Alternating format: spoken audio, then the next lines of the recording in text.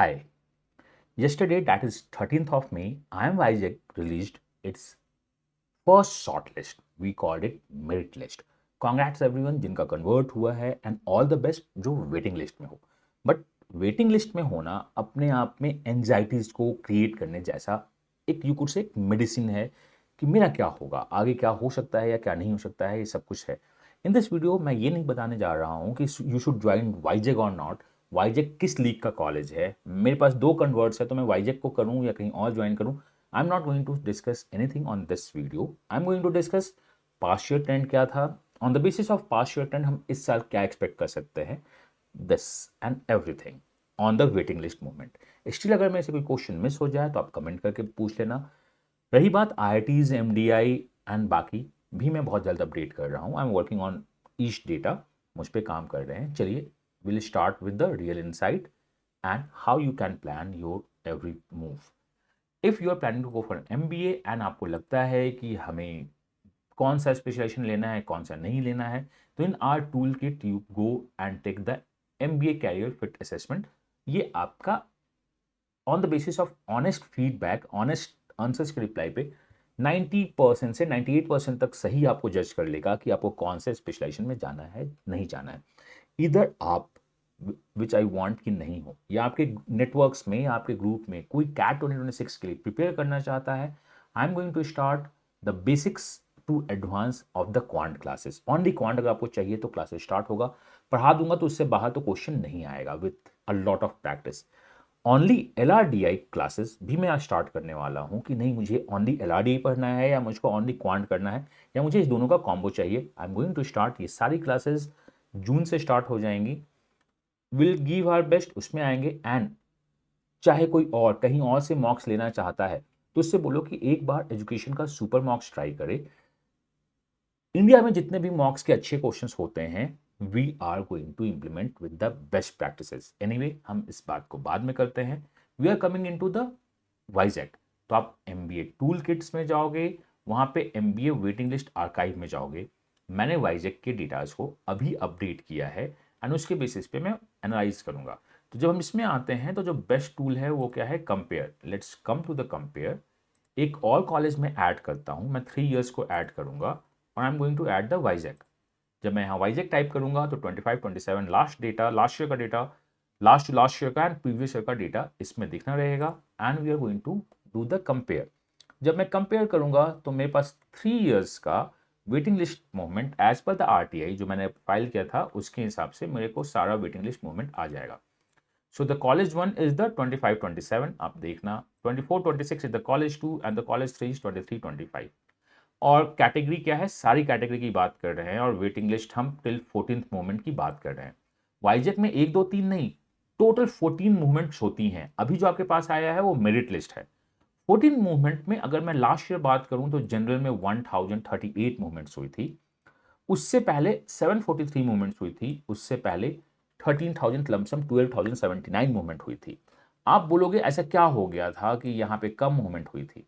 The movements depends upon the understanding of the past year trends.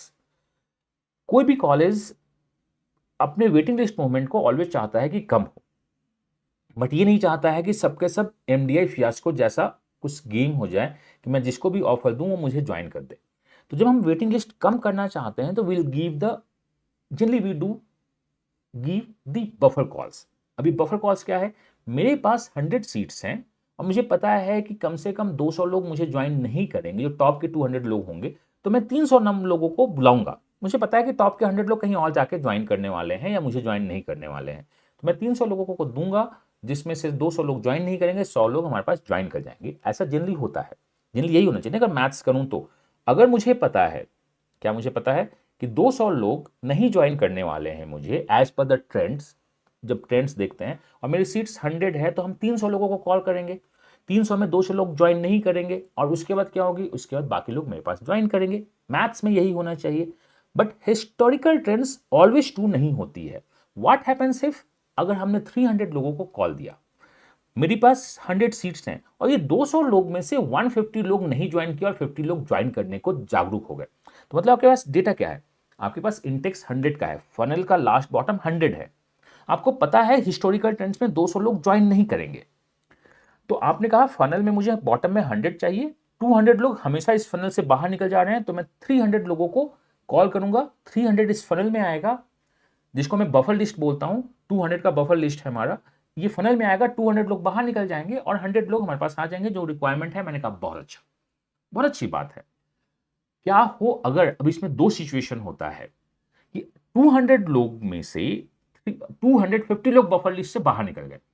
Starting कितनी थी? Starting थी 300 जनता, मेरे पास intake कितना है 100 का, 250 लोग बाहर निकल गए तो मेरे पास इंटेक्स कितना मिला 50, मैं खुश रहूंगा। चलो 50 इंटेक है मेरे पास इंटेक कितनी है 50, मुझे 50 को वेट लिस्ट देना है, मैं अगला 50 वेट लिस्ट दूंगा, फिर उसको वेट लिस्ट दूंगा। ये बहुत आइडियल कंडीशन होता है। अगर हमारी उम्मीद से ज्यादा बच्चे बफर लिस्ट से बाहर निकल जाते हैं तो बहुत आइडियल कंडीशन है। लेकिन क्या हो अगर मेरे पास फनल का बॉटम 100 स्टूडेंट्स का है, हर एक साल 200 बच्चे बाहर निकलते थे, मैंने 300 बच्चों को कॉल दिया और इस बार 100 बच्चे बाहर निकले। 300 बच्चे थे, 100 बच्चे ने विड्रॉ किया और बाकी 200 बच्चे ने इंटरेस्ट शो कर दिया कि मैं आपके यहां ज्वाइन करूंगा। आपने उनको ऑफर दे दिया है, 100 इंटेक्स का है, बट 200 बच्चे ज्वाइन करने को तैयार खड़े हैं आपके गेट पे कि मुझको आपके यहाँ ज्वाइन करना है, विड्रॉ भी नहीं कर सकते हो बिकॉज इन्होंने पैसे भी दे दिए हैं अपने। जब आपका बफर वेटिंग लिस्ट, जब आपका मेन लिस्ट निकलता है तो आपको पेमेंट करना होता है। 100 का इंटेक्स है, 200 सीट्स में। अब कॉलेज क्या करेगी? कॉलेज बोलती है कि हम अपने सीट्स बढ़ाएंगे, जो कि बहुत ईजी प्रोसेस नहीं है, लेंदी प्रोसेस है। तो कॉलेज इसे बोलती है कि अब देखो ये एक मोमेंट ऑफ क्राइसिस है, मैं आपको क्या बोलता हूं, आप 100 बच्चे आ जाइए, ये जो 100 बच्चे हैं जो एक्स्ट्रा मेरे पास हैं, मैं तुम्हें डेफर का ऑप्शन देता हूं, तुम अगले साल ज्वाइन कर लेना बिना किसी एग्जाम को दिए हुए। तो जब आपकी उम्मीद से ज्यादा बच्चे आपके पास आते हैं तो कॉलेज डेफर निकालती है। ये डेफरमेंट आया था एमडीआई फियास्को, मैं उस समय फाइट किया था, तो ये सब कुछ होना स्टार्ट हुआ। एक एक बच्चों को मैं खड़े होकर बोला था कि तुम्हारा एडमिशन मैं करवाऊंगा, सारे बच्चों का एडमिशन हुआ था। डिफरमेंट का केस कुछ और न्यू आर्म्स में भी देखने को मिला है जब वो ज्यादा इंटेक्स ले लेते हैं। तो ये केस है हमारा। कोई भी कॉलेज डिफरमेंट की तरफ नहीं जाना चाहती है तो वो पुराने हिस्टोरिकल डेटा से सीखती है और कुछ नंबर्स पे कम काम करती है, जितना भी होता है। तो यहां पे क्या था, कॉलेज 2 दैट इज 24-26 में बफर कॉल्स ज्यादा दी गई थी, जिससे स्टार्टिंग में लोगों को डर लगना स्टार्ट हो गया था कि मतलब अथॉरिटी को कि लोग हमें डिफर तो नहीं करना होगा ना। तो उसके बाद बफर्स कम दिया जा रहा है। तो 1000 इज द आइडियल वैल्यू जो अभी दिखती है। इस बार भी इंटरनल जो है वो उतना ही डिफर देना है जो नॉर्मल देते हैं। ईडब्ल्यूएस 184 का मूवमेंट लास्ट ईयर हुआ था, 696 का एनसीओबीसी, 461 एससी एंड एसटी में 274। मैं आपको डिटेल में बताने में कुछ वीडियो को लंबा खींच के ले गया हूं, जो अब मेजर इंपॉर्टेंट इन्फॉर्मेशन आप जिसके लिए रुके हुए हो मैं आपको बताता हूं। एज पर द इन्फॉर्मेशन मुझको एग्जैक्ट डेटा नहीं पता है कि बफर कितना है, उसके लिए टाइम लगेगा, तब तक तो आपके प्रोसेस का 80% पार्ट निकल जाएगा। तो मुझे जो लगता है इस साल 850 से 1100 तक का मूवमेंट होगा। अगर आपका वेटिंग लिस्ट 850 से कम है तो you have a high chances of the वाईजैक, आपके हाई चांसेस हैं। अगर आपका 700 से कम है वाईजैक तो बहुत ज्यादा, यू आर 98 to 99% श्योर रहो। अगर आपका जनरल में वेटिंग लिस्ट मतलब क्या है, अगर आप इस नंबर के साथ हो, ठीक है, अगर आप इस नंबर के साथ हो 743, 98 to 90% चांस है कि आपका कन्वर्ट होगा, 125 में भी होगा। लेकिन अगर आप 850 से 1000 के बीच में हो तो आई विल से कि 80 to 90% चांस है कि आपका होगा। अगर 1100 से ज्यादा है तो यू हैव अ 50-50, अगर 1500 ज्यादा है तो चांसेस कम है। तो ये मेरा है जनरल के लिए, you are safe on the 750 lines. 850 to 1000 भी आप बॉर्डर लाइन पे खेल रहे हो, 1100 प्लस थोड़ी सी चांसेस कम होनी स्टार्ट हो जाएगी।